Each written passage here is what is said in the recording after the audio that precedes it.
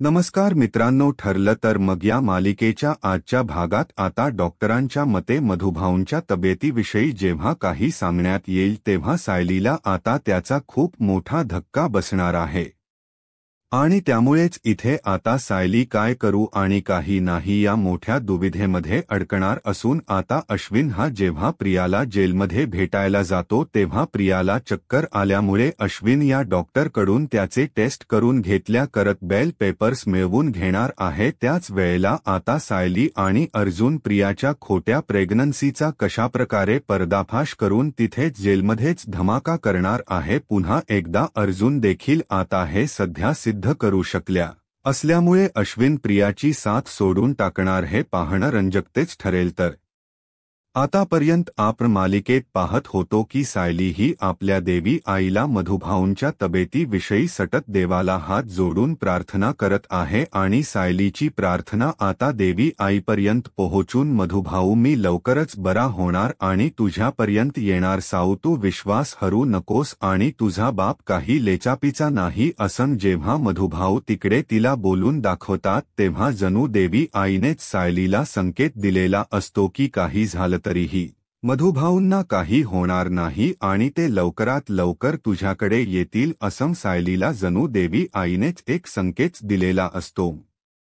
म्हणून सायली खूप आनंदात असते आणि सगळीकडे आता तिला फक्त पॉझिटिव्हिटी दिसत असते कारण देवी आईने तिला इतका छान संकेत दिल्यामुळे ती प्रत्येक गोष्टीत आता मधुभाऊ बरे होणार याचाच विचार करते आणि तसंच देव तिला तथास्तुही म्हणत असतं। मधुभाऊंना ती जेव्हा जेव्हा भेटते तेव्हा तेव्हा त्यांची तब्येत ही व्यवस्थित उपस्थित असल्याचं तिकडे सांगितलं जातं आणि नंतर मग मधुभाऊंना अचानक एके दिवशी अचानक त्रास व्हायला लागतो आणि ते आता रिस्पॉन्स देऊ लागतात। त्यावेळेला डॉक्टरांच्या लक्षात येतं की मधुभाऊ हे कोमातून बाहेर आलेले आहेत कारण कधी कोमातून बाहेर येतील याची शाश्वती नसते, परंतु मधुभाऊंने एक मोठा चमत्कार घडवून आणलेला असतो तो म्हणजे की ते आता कोमातून बाहेर आलेले असतात आणि जेव्हा सायलीला समजत की मधुभाऊ कोमातून बाहेर आले त्याचा तिला जबरदस्त असा आनंद होतो आणि ती देवी आईचे आभार म्हणते की देवी आई तू माझ्या मधुभाऊंना अगदी व्यवस्थितपणे या सगळ्यातून बाहेर काढलंस आणि मग तिला आठवतं जो तिला देवीने संकेत दिलेला असतो तो अगदी खरा ठरतो आणि मग त्याच वेळेला कुसुमला आणि अर्जुनला ती ही गोष्ट सांगते आणि त्यांनाही या सगळ्यामुळे खूप खरंतर आनंदाचा धक्का बसतो। परंतु त्याच वेळेला जेव्हा डॉक्टर येतात आणि म्हणतात की एक मिनिट मॅडम आपल्याला त्यांना इथे थोडा वेळ ठेवावा लागणार आहे म्हणजे जवळजवळ पुढचे 12 तास हे त्यांच्यासाठी महत्त्वाचे असतील, जरीही ते कोमातून बाहेर आलेत परंतु ते बाकीच्या गोष्टी कशा रिस्पॉन्ड करतायत किंवा त्यांना दुसरा काही त्रास तर होत नाही ना हे आपल्याला पाहायला हवे। तेव्हा मग सायली म्हणते की हो नक्कीच, परंतु खरंच आम्हाला इतकं बरं वाटतंय की आज सगळ्या गोष्टी व्यवस्थित होणार आहेत आमच्या मनासारख्या। मधुभाऊ फायनली कोमामधून बाहेर येणार आहेत सायली त्यामुळे खूप जास्त आनंदामध्ये असते। अर्जुनला ती आनंदाची बातमी सांगते, त्यालाही खूपच आनंद होतो आणि अर्जुन सायली दोघजणही मधुभाऊंना भेटण्यासाठी जातात। तेव्हा मग डॉक्टरांना ते म्हणतात की सगळं ओके तर आहे ना, म्हणजे आम्ही मधुभाऊंना घेऊन तर जाऊ शकतो ना। त्यावेळेला मग डॉक्टर म्हणतात की हो मी तुम्हाला तेच सांगतोय की आपण शेवटचे 12 तास त्यांना अंडर ऑब्झर्वेशन ठेवूया, त्यांना जो काही त्रास होतोय किंवा काही दुसरा प्रॉब्लेम तर येत नाही ना हे सगळं आपल्याला चेक करावं लागेल आणि त्याच्यानंतर मी त्यांना सोडवू शकतो। तेव्हा अर्जुन म्हणतो की ओके ठीक आहे डॉक्टर, परंतु अर्जुनला थोडीशी धास्ती लागलेली असते की शेवटचे 12 तास म्हणजे मधुभाऊंना आणखी काही प्रॉब्लेम व्हायला नको। नंतर मग आता मधुभाऊंना सोडत असताना ज्यावेळेला 12 तास उलटून जातात तेव्हा मधुभाऊंना जेव्हा उठवलं जात असतं त्यांच्या त्या बेडवरून तेव्हा त्यांना उठलं जात नसतं, म्हणजेच त्यांना पाठीवरती आघात झालेला असतो, चाकूने वार केल्यामुळे त्यात जे स्पायनल असतं त्यांना इंजरी झालेली असते आणि मधुभाऊंना स्वतःच्या पायावरती उभी राहता येत नसतं आणि त्याचमुळे आता डॉक्टर हे सायलीला आणि अर्जुनला सांगतात की तुम्हाला एक प्रॉब्लेम येऊ शकतोय, त्यांना व्हीलचेअरवर म्हणजेच चालावं लागेल किंवा त्यांना चालताना प्रॉब्लेम येऊ शकतो म्हणून काही दिवस त्यांना व्हीलचेअर रेकमेंड करतोय त्यावरच त्यांना आलं पाहिजे। मग त्यावर सायली आणि अर्जुन यांना खूप वाईट वाटतं। त्याचबरोबर आता पुढे ती म्हणते की ठीक आहे एवढंच ना, मला हरकत नाही, मधुभाऊ कोमातून बाहेर आली एवढंच माझ्यासाठी खरंच खूप महत्त्वाचे आहेत। माझे मधुभाऊ हे माझ्यासमोर सुखरूप असणं हे जास्त महत्त्वाचं आहे। त्यावेळेला डॉक्टर म्हणतात की हो सायली मॅडम ते तर ठीक आहेच, परंतु आणखी एक प्रॉब्लेम आहे। तेव्हा मग सायली म्हणते की आणखी काय प्रॉब्लेम आहे? तेव्हा मग मधुभाऊंना सायली आवाज देते की मधुभाऊ काहीतरी बोला ना माझ्याशी, तुम्हाला आता बरं वाटतंय का? परंतु त्याच वेळेला जेव्हा सायली ही त्यांना विचारायला जाते त्यावेळेला मधुभाऊंना खरंतर काही बोलताच येत नसतं। तेव्हा मग असं ऐकल्यानंतर डॉक्टर म्हणतात की हो तुम्हाला मी पुढे तेच सांगणार होतो की आम्ही पण त्यांच्याशी संवाद साधण्याचा प्रयत्न केला, म्हणजे हे सगळं कसं झालं किंवा डॉक्टर मी पोलिसांना कळवलं की त्यांना ठीक वाटतं आणि पोलिसांना त्यांची जी स्टेटमेंट होती ती घ्यायची होती, परंतु ज्यावेळेला पोलीस आले त्यावेळेला त्यांना काही सांगता देखील येत नव्हतं, म्हणजे त्यांना बोलताही येत नाहीये, त्यांची वाचा गेली असं वाटतं मला। आता हे ऐकल्यानंतर सायली आणि अर्जुन पुन्हा धक्क्यात जातात, म्हणजे मधुभाऊंना इतकं सगळं व्यवस्थित झालेलं असतानाही त्यांना हे असं सगळं कसं घडलं? तेव्हा सायली आणि अर्जुन यांना जबरदस्त असा मोठा धक्का बसतो की मधुभाऊ यांची वाचा गेली, आता कसं आणि काय करायचं हा प्रश्न तिलाही पडलेला असतो, म्हणून ती खूप जास्त टेन्शनमध्ये असते। आता अर्जुन म्हणतो की म्हणजे डॉक्टर हे कसं काय झालेलं आहे? तेव्हा मग डॉक्टर म्हणतात की त्यांना ना या घटनेचा जबरदस्त मोठा धक्का बसला आणि त्यांचं त्यावेळेला खूप जास्त रक्त देखील गेलं होतं आणि त्यातून आपण त्यांना कव्हर करत इथपर्यंत आणलंय। खरं तर त्यांच्या जगण्याची शाश्वती नव्हती, परंतु त्यांचा जो काही इच्छाशक्ती आहे, जी विलपॉवर आहे, ती इतकी स्ट्रॉंग आहे की त्यामुळे ते जगतायत, परंतु या सगळ्या गोष्टी त्याच्यामध्ये अडथळा आणतायत, म्हणजे एकतर त्यांना चालता येणार नाहीये आणि त्यांना बोलताही येणार नाहीये। आता सायलीला धक्काच बसतो, सायली तिथेच थक्क होते, माझे मधुभाऊ आता पुन्हा माझ्याशी कधी बोलू शकणार नाहीये। मग सायली डॉक्टरांना विचारते की मला सांगा डॉक्टर हे असंच राहणार आहे? तेव्हा मग डॉक्टर म्हणतात की हे बघा आता तरी या सिच्युएशनला मी काही सांगू शकत नाहीये, म्हणजे ते कोमातून बाहेर आलेत हे तर आमच्यासाठी सरप्राईजच आहे, परंतु त्यांना सध्या तरी काही बोलता येणार नाही, त्यामुळे तुम्ही त्यांना जास्त दबाव देऊ नका। कदाचित असंही होऊ शकतं देव्याची की मया होऊन पुन्हा ते बोलायलाही लागू शकतात। मग आता सायली म्हणते की ब्र ठीक आहे, मग ती डॉक्टरांना जास्त प्रश्न विचारत नाही, कारण तिला मधुभाऊ ब्र होणं जास्त गरजेचं होतं आणि ते आता होत असतं। तेव्हा सायली आता मधुभाऊंना घरी आणायचं असतं म्हणून पुन्हा घरी येते आणि घरी येऊन ती कल्पना आणि प्रतापला सांगते की बाबा मधुभाऊ शुद्धीवर आलेत, म्हणजे ते कोमातून बाहेर आलेत। हे ऐकल्यानंतर त्यांना आनंदच होतो। कल्पना नाही म्हणते की चला ब्र झालं, सायली म्हणते की परंतु बाबा आणि आई एक प्रॉब्लेम होता। तेव्हा प्रताप विचारतो की काय, कसला प्रॉब्लेम? तेव्हा ती म्हणते की खरं तर मधुभाऊंना ना तब्येतीची काळजी घ्यावी लागणार आहे। मधुभाऊंना म्हणजे ते कोमातून बाहेर आलेत, परंतु त्यांना चालता येणार नाहीये। त्यांच्या आज फायनलला इंजुरी असल्यामुळे त्यांना चालता नाही येणार, ते व्हीलचेअरवर असणार आहेत। हे ऐकून प्रतापला फारच वाईट वाटतं। नंतर सायली पुढे म्हणते की त्यांची वाचा पण गेली आहे। आता हे ऐकून कल्पनालाही खूप वाईट वाटतं, म्हणजे मधुभाऊ बद्दल या इतक्या गुणी आणि चांगल्या माणसाबद्दल इतकं वाईट का घडवतोय देव? तेव्हा मग कल्पन म्हणते की मग काय झालंय?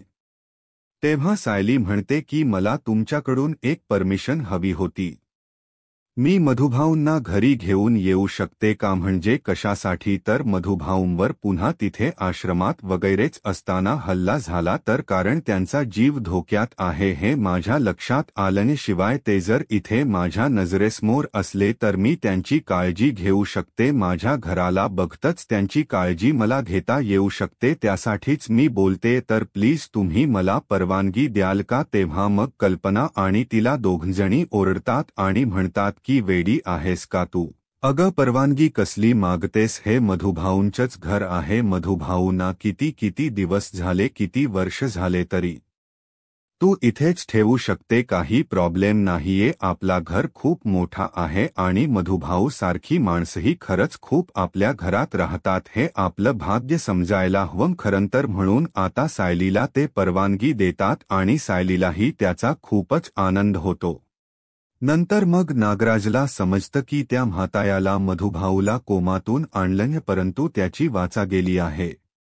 एका क्षणाला त्याच्या काळजाचा ठोका चुकलेला असतो.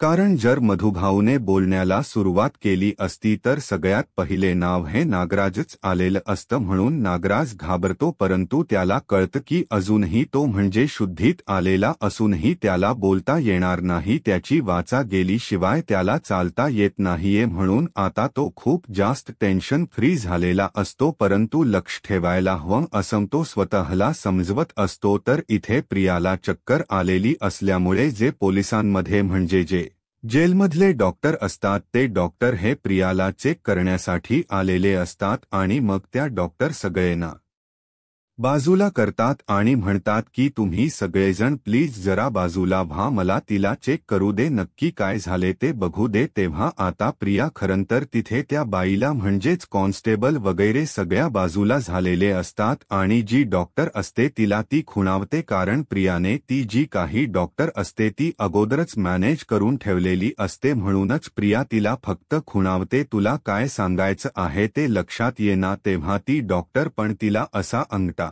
दाखवून थंब करते, म्हणजे जेणेकरून सगळं काही तू सांगतेस तसं होणार आहे. नंतर मग आता इथे अर्जुन अश्विन हा वाट बघत बसलेला असतो की नक्की डॉक्टर काय बोलतात. तेव्हा आता डॉक्टर तिला चेक करते आणि म्हणते की एक मिनिट, तुम्ही हिचे हजबंड आहात का? तेव्हा तो म्हणतो की हो मॅडम, मी हजबंड आहे आणि मीही एक डॉक्टर आहे. तर त्या वेळेला डॉक्टर मॅडम म्हणतात की यांच्या या सगळ्या अवस्थेला खरंतर जबाबदार हे जेल आहे, कारण त्यांची परिस्थिती ठीक नाहीये, त्या शारीरिकदृष्ट्या थोड्याशा वीक आहेत. मगर अश्विन म्हणतो की नक्की कशाबद्दल काय करायचंय आणि काय करता येऊ शकतं, तिला प्रॉपर ट्रीटमेंट देता येऊ शकते ना? मग ती म्हणते की हो, ट्रीटमेंट तर देता येऊ शकते, परंतु एक गोष्ट तुम्हाला आनंदाची सांगायची आहे. काँग्रॅच्युलेशन्स, या मॅडम प्रेग्नंट आहेत आणि तुम्ही बाबा होणार आहात. हे ऐकल्यानंतर आता अश्विनला आनंद खूप मोठा झालेला असतो, अगदी त्याचा आनंद गगनात मामीन असा झालेला असतो. तो म्हणतो की काय बोलताय तुम्ही मॅडम, तन्वी प्रेग्नेंट? तेव्हा मग तो मती म्हणते की होयस, आताच मी चेक केले आणि त्यांच्या या सगळ्या ज्या काही पल्स वगैरे आहेत त्यावरून एकच लक्षात येते की त्या प्रेग्नेंट आहेत. मग आता हे ऐकल्यानंतर अश्विन म्हणतो की मग मॅडम, त्यांना अशा अवस्थेमध्ये इथे असणं हे खूप चुकीचं आहे, ते इथे नसायलाच हवे. खरंतर आता अश्विनला तन्वीला कुठे ठेवू आणि कुठे नको असं झालेलं असतं. म्हणूनच त्याच वेळेला ती शुद्धीवर आल्यावर अश्विन म्हणतो की तन्वी, नको काळजी करूस, तुला तू आता इथे व्यवस्थित असणार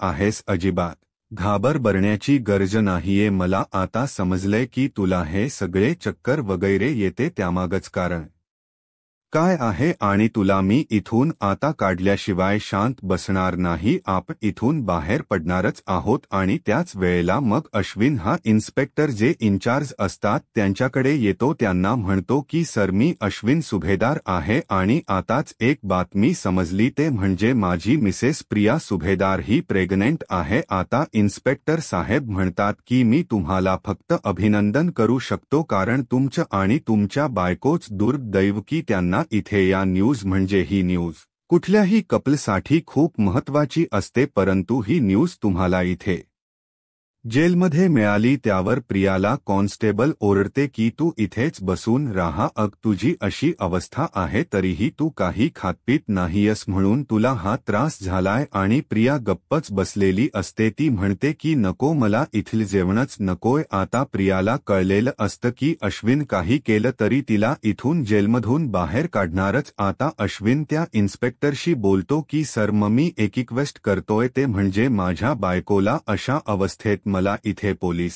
स्टेशनमध्ये किंवा जेलमध्ये ठेवायचं नाहीये, म्हणूनच मी अपील करणार आहे वरच्या कोर्टामध्ये. जर काही असलं तरीही तिला इथून सुटका व्हायलाच हवी, कारण जर इथे ती राहील तर ती त्या प्रेग्नन्सीच्या दरम्यान तिच्या शारीरिक विकास किंवा तिच्या बौद्धिक बाळाच्या विकासावर परिणाम होऊ शकतो। त्यामुळे मी वकिलांशी बोलून घेतो आणि त्या बाबतीत जर काही तरतुदी असतील तर त्याबद्दल मला त्यांच्याशी बोलून घ्यायचा आहे, कारण प्रेग्नंट असताना माझी बायको म्हणजेच तन्वी इथे राहणं मला अजिबात मान्य नाहीये। हा माहिती आहे, तिच्याकडून चूक झाली आहे, गुन्हा झालाय, परंतु या सगळ्या गोष्टी ह्या कितपत म्हणजे एका नवीन जीवासाठी चांगल्या असू शकतात हे माहीत नाहीये। म्हणूनच एक गोष्ट नक्की करेन की मी वकिलांशी बोलून हायकोर्टात अपील करेन, त्यानंतरच मग आपण पुढे ठरवूया। तेव्हा मग इन्स्पेक्टर साहेब म्हणतात की हो, तुम्ही हवं तर वकिलांशी बोलून घ्या, मग पुढे आपण काय ते बघूया, परंतु या प्रोसेससाठी थोडा वेळ तर जाईलच असं इन्स्पेक्टर स्पष्ट करतात। नंतर आता अश्विन हा तन्वीशी बोलतो आणि म्हणतो की नको काळजी करूस, तुला या अवस्थेमध्ये मी अजिबात जेलमध्ये ठेवू देणार नाही। अनेक क्षणही घालवता तो लगेच आता वकिलांकडे जातो आणि वकिलांना भेटतो। तेव्हा मग वकील साहेब भेटून म्हणतात की तुम्ही पुन्हा आलात, तेव्हा आता अश्विन त्याला जे तन्वीचे जे रिपोर्ट्स असतात ते दाखवतो आणि म्हणतो की हे बघा, मी जिच्यासाठी तुमच्याकडे आलो होतो ना, ती म्हणजेच माझी मिसेस तन्वी सुभेदार ही प्रेग्नेंट आहे। आता वकील बघतच राहतात। तेव्हा मग अश्विन म्हणतो की यामध्ये नक्की काहीतरी तुमचे क्लॉज असतील ना, जेलमध्ये असताना मला माझ्या बायकोला अशा प्रकारे या अवस्थेत बघत नाहीये, म्हणूनच तुम्ही प्लीज आपण एक अपील करूया हायकोर्टमध्ये की अशा अवस्थेमध्ये मला माझ्या बायकोला जेलमध्ये ठेवायचं नाहीये। माझ्या बाळावर त्याचे गंभीर परिणाम होऊ शकतात किंवा तिची ज्या प्रकारे तीच पालनपोषण हवे किंवा तिला जो पोषक हवा आहार हवाय तो जेलमध्ये मिळू शकत नाहीये। आणि त्यामुळेच मला प्लीज एक विनंती करायची आहे की या सगळ्या गोष्टींमध्ये माझ्या बायकोला मला बाहेर काढायची आणि या सगळ्यात तुम्ही असंही नमूद करा की तिच्याकडून दुसरा काही चुकीचा प्रकार घडणार नाही किंवा काहीही होणार नाही। जेव्हा पोलीस स्टेशनमध्ये यायचं असेल तेव्हा ती नक्की हजर होईल ही आमची गॅरंटी आहे, असं तुम्ही प्लीज त्यामध्ये नमूद करा, जेणेकरून आपण जेनून आहेत हे पोलिसांना किंवा तिथे कोर्टमध्ये मॅजिस्ट्रेट साहेबांना समजलं पाहिजे। असं म्हटल्यावर आता वकील साहेबही तसे पेपर बनवायला सुरुवात करतात, कारण जसं ज्या प्रकारे तन्वीची अवस्था आहे त्याप्रकारे तिला बाहेर काढणं हे गरजेचं आहे हे त्यांनाही समजतं आणि म्हणूनच ते देखील अश्विनच ऐकून तसे पेपर्स तयार करतात। तर आता अश्विनलाही आनंद होतो की आपण पुढे जाऊ शकतो आणि या प्रकरणात आपण प्रियाला बाहेर नक्कीच काढू शकतो। तेवढ्यातच आता इथे अश्विन हा घरी येतो आणि घरी येऊन तो सगळ्यांना ती बातमी देतो की मला तुम्हा सगळ्यांना एक आनंदाची बातमी द्यायची। आता हे ऐकल्यानंतर सगळे जण बघतच राहतात, म्हणजे ही तन्वी जेलमधून सुटते की काय असं सगळ्यांना वाटत असतं। त्यावेळेला अश्विन हा सांगतो की मला तुम्हाला आनंदाची बातमी सांगायची की मॉम आणि डॅड तुम्ही दोघजणही आजी आजोबा होणार आहात। तन्वी प्रेग्नेंट आहे हे ऐकल्यावर कल्पना आणि प्रताप दोघांनाही धक्का बसतो की काय तन्वी प्रेग्नेंट। आता सायली आणि अर्जुन यांच्याही पायाखालची जमीन हरते, त्यांनाही धक्काच बसतो की हे नक्की अश्विन बोलतोय तरी काय, नक्की हे सगळं काय आहे। परंतु अश्विनच त्या बोलण्यावरती सायली किंवा अर्जुन या दोघांचाही विश्वास नसतोच खरा, कारण जे काही तन्वी वागते तिच्या कुठल्या वागण्यामागे नेमकी काय चाल असू शकते हे अगदी अचूक ते दोघजणही ओळखतच असतात। म्हणूनच आता इथे घरात सगळ्यांना प्रश्न पडलेला असतो की हे नक्की काय, परंतु त्यावेळेला प्रताप आणि कल्पना दोघेही म्हणतात की अश्विन, जरीही ही तन्वीची तशी अवस्था असली तरी आम्ही तिला माफ करणार नाही, जरी ती प्रेग्नेंट असली तरी, कारण जे काही ती वागली आहे त्यावरून आम्हाला तिला कधीही माफ करता येणार नाही। तेव्हा मग अश्विन म्हणतो की मला तिला या घरात आणायची। तेव्हा मग तो म्हणतो की तो तुझा प्रश्न आहे, परंतु एक गोष्ट आमच्याकडून कधी हे एक्सपेक्ट करू नकोस की आम्ही तिला माफ करू किंवा तिच्याशी आम्ही चांगलं वागू। अश्विन गप्प असतो, तो पुढे काहीच बोलत नाही। तर जे कोर्टामध्ये पेपर सादर केलेले असतात त्यावरून प्रियाला आता बेल मिळणार असते, कारण तिची ती अवस्था आणि ती ग्रंटेड धरून तिला आता कोर्टामधून लवकरच म्हणजे बेल मिळालेली असते. त्यामुळे आता साक्षीला ती टोमणे मारून दाखवते की बघ मला बेल मिळाली, तुझा बाप तुला मोठा सांगून गेला ना की तुला इथे ठेवणार म्हणजे मला इथे अडकवणार आणि तुला घेऊन जाणार, पण बघ तुझ्या आधी इथे मी सुटली आहे. याला म्हणतात डोकं, त्याच्यासाठी डोकं वापरावं लागतं, नुसती हत्यारला नाही. सांग तुझ्या अर्धवट डोक्याच्या बापाला, असं म्हणून महिपतला ती असं उलटमसुलट बोलत असते आणि साक्षीला त्याचा खूपच राग येतो.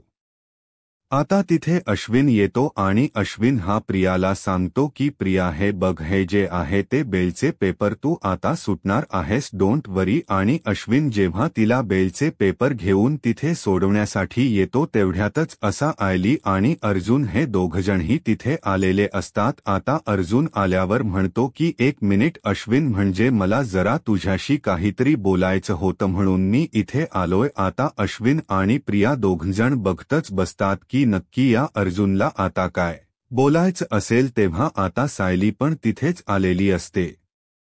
अश्विन म्हणतो की काय झाले आता तुझे इथे काय काम आहे, म्हणजे आतापर्यंत तू माझ्या बायकोला इथे भेटायला आला नाहीस, परंतु आज तिला बेल मिळते तर तू इथे भेटायला आलास, नक्की हे सगळं काय कारण आहे, मला समजेल का. तेव्हा मग तो म्हणतो की हो सगळं सांगतो मी. अरे तुझी बायको जी प्रेग्नेंट आहे असं म्हणते ना, त्याबाबत मला खरंतर विचारायला आलोय, खरंतर विचारायला नाही, तुझे डोळे उघडायला आलो त्या बाबतीत. तेव्हा अश्विनी म्हणतो की म्हणजे काय.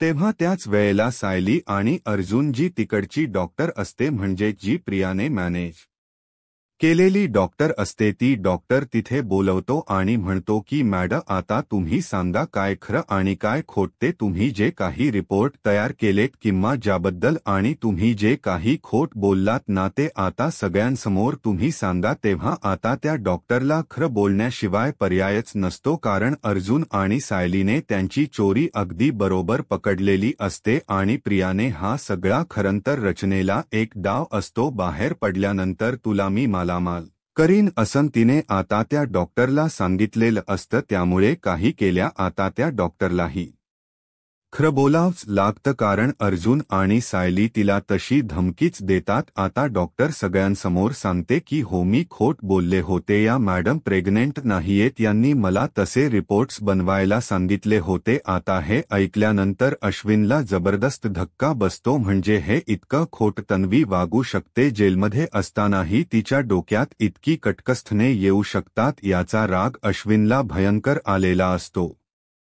आता अश्विनची पुन्हा एकदा ती कोलमडलेली अवस्था पाहून सायली आणि अर्जुन यांना पुन्हा एकदा वाईट वाटतं. तन्वी म्हणते की खोट बोलतात हे अश्विन, अरे तू पण बघ ना, तू पण डॉक्टर आहेस, मला बघ, चेक कर, हे सगळं समजून जाईल. परंतु आता अश्विन कुठल्याही प्रकारे ऐकायला तयारच नसतो, कारण प्रियाचा पुन्हा एकदा पर्दाफाश झालेला असतो आणि अर्जुन जे खरे रिपोर्ट्स असतात ते खरे रिपोर्ट्स तिथे घेऊन आलेला असतो. त्यामुळे ते रिपोर्ट्स हे निगेटिव्ह आलेले असतात. अर्जुन अश्विनला ते खरे रिपोर्ट दाखवतो आणि म्हणतो की हे बघ, हे आहे तुझ या बायकोचे खरे रिपोर्ट्स आणि जे तुझे डॉक्टर आहेत ना त्यांच्याकडूनच मी हे रिपोर्ट्स आणलेत. आता हे ऐकल्यानंतर अश्विनला तर जबरदस्त धक्काच बसतो. काही झालं तरीही आता या बाबतीत तन्वी खोट बोलली आणि तन्वीने पुन्हा एकदा त्याला फसवले हे त्याला पचनीच पडत नसतं. तो म्हणतो की हे बघ, जे काही तन्वी तू माझ्यासोबत वागली आहेस ना, आता मी तुला पुन्हा कधी माफ करणार नाही. तुला ज्या प्रकारे जेलची शिक्षा झाली ना त्याप्रकारे ती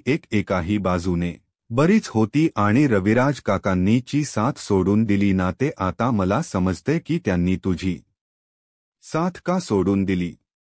बाप असूनही तो तुझ्यासोबत का नाही, कारण तुझी ही सगळी कर्म आहेत आणि हे जे कोटाडेपणे तू वागतेस आणि आज तू माझ्याही भावनांशी खेळलीस, म्हणजे तू माझ्याकडून गरोदर आहेस असं सांगून तू माझ्या भावनांशी खेळून जेलमधून बाहेर पडण्यासाठी हे सगळं कृत्य करत होतीस. नाही काही झालं तरी आता तुला जेलमधून बाहेर पडता येणार नाही.